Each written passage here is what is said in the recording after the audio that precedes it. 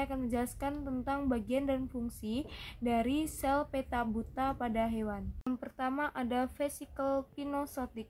Vesikel pinosotik berfungsi sebagai wadah transportasi guna menyimpan dan mengangkut zat cair antar organel dalam sel dan ke membran sel hewan. Yang kedua ada lisosom.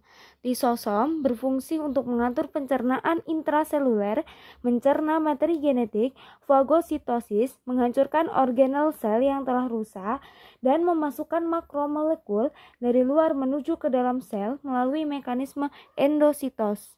Ketiga ada vesikel Golgi. Vesikel Golgi berfungsi bermigrasi dan bergabung dengan membran sel serta memompa protein penting keluar dari sel. Yang keempat ada retikulum endoplasma. Retikulum endoplasma berfungsi sebagai sintesis protein dan juga tempat pengangkut sintesis steroid serta lemak. Yang kelima ada retikulum endoplasma halus yang berfungsi untuk pembentukan karbohidrat dan lemak. Yang keenam ada membran sel. Membran sel berfungsi melindungi sel dari lingkungan luarnya. Yang ketujuh ada mitokondria.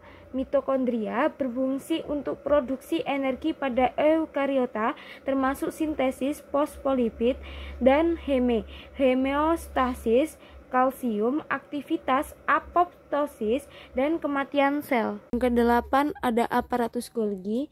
Aparatus Golgi berfungsi glikolisasi yaitu modifikasi gula, protein, dan lipid yang disebut glikoprotein dan glikolipid. Yang kesembilan ada nukleolus. Nukleolus berfungsi untuk membentuk protein menggunakan RNA atau asam ribonukleat. Yang ke-10 ada nukleus. Nukleus berfungsi untuk mensintesis berbagai jenis RNA, membantu proses perakitan ribosom, membantu proses sintesis protein, mengatur metabolisme, memberikan nutrisi. Yang ke-11 ada sentriol 2.